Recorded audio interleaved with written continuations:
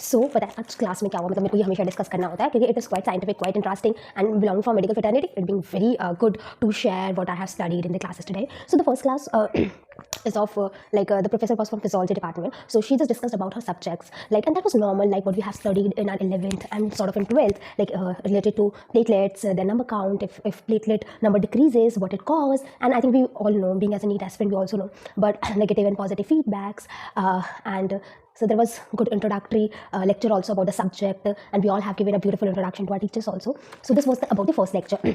Then the second lecture of another professor who discussed about the ethics in medical field, and normal ethics because being a human beings and we all have some ethical values, moral values and principles, but mainly belonging to the medical fraternity, we have some medical ethics which we have to follow. And ethics dilemmas, like what is dilemma? Dilemma is confusion about something. Okay, you're not able to choose something, fine. So we have studied about the 4 pillars of ethical dilemmas. Something beneficial, the second one is, I think, beneficial is something to do for good, and second is to do not to harm, and third was autonomy, and the fourth was justice. So in beneficence में हमने क्या पढ़ा था कि whatever you have to do, it is in the welfare of your patient. Okay, so and we have also discussed about the ethics, like what is ethics.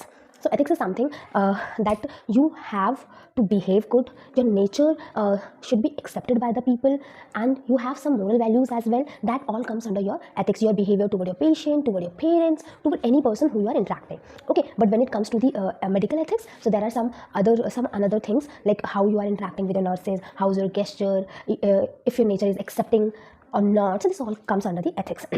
So sorry, later on I was discussing about beneficence. So beneficence is something like to do for good, whatever good for patient, you have to do it.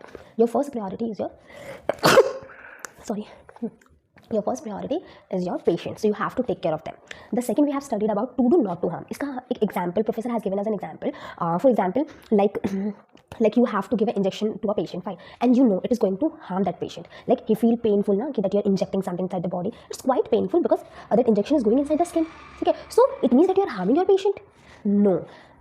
In this case, you have to remember that the benefit is much greater than the pain the patient are getting. Like that pain is temporary. After some time, it just get diminished. Like if you're injecting a needle on the patient's skin, after some time it will go out.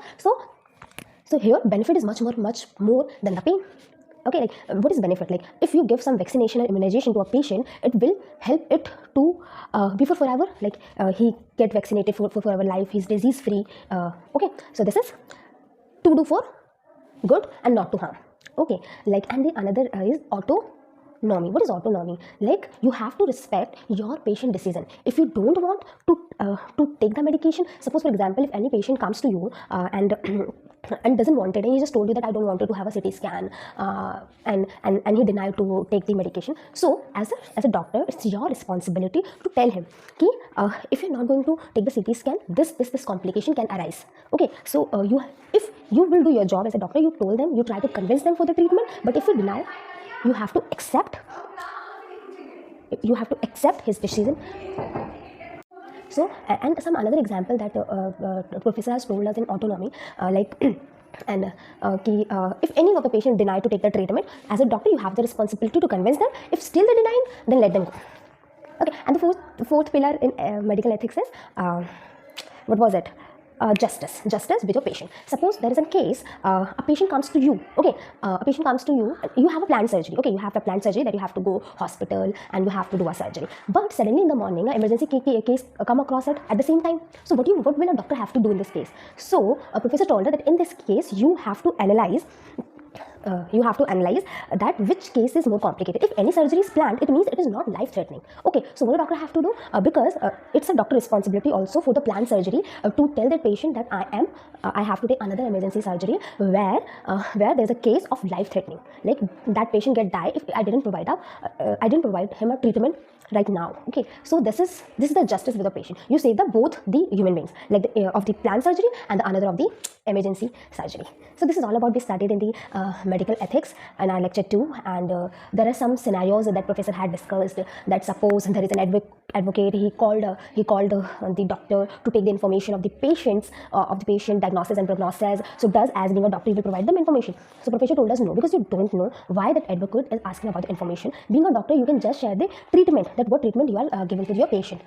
Okay, and you can't share the diagnosis and prognosis. So you just tell him just to come in our cabin examine with the patient's wife, then we can disclose the diagnosis and prognosis. This was scenario first.